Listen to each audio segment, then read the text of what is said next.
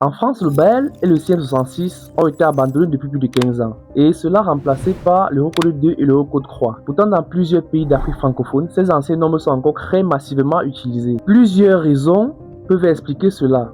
Première raison, on a l'absence d'annexe nationale. L'Eurocode fonctionne avec une annexe propre à chaque pays, qui fixe les paramètres liés aux charges, au climat et aux sismicités locales. La plupart des pays africains n'ont pas encore publié leur propre annexe nationale.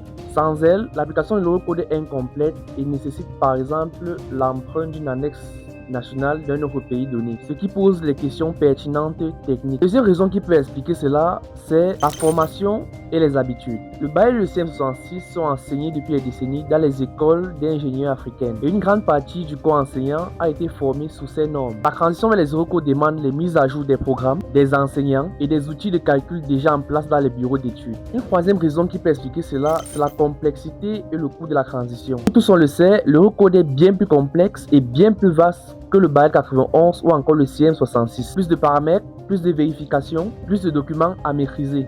Pour de nombreux bureaux d'études, la mise à jour des logiciels de calcul, des gabarits de notes de calcul et la formation du personnel demandent un coût que le BAEL ne demande pas, puisqu'il est déjà maîtrisé. La quatrième raison est tout simplement l'absence de cadre réglementaire contraignant. Dans plusieurs pays, l'utilisation de l'Eurocode n'est pas une obligation. Tant que le BAEL 91 et le CM66 restent tolérés par de nombreux maîtres d'ouvrage et par les bureaux de contrôle, rien n'oblige réellement les bureaux d'études à basculer vers les Eurocodes. Le passage vers les Eurocodes n'est pas donc une question technique, une question de cadre réglementaire, de formation et de volonté institutionnelle.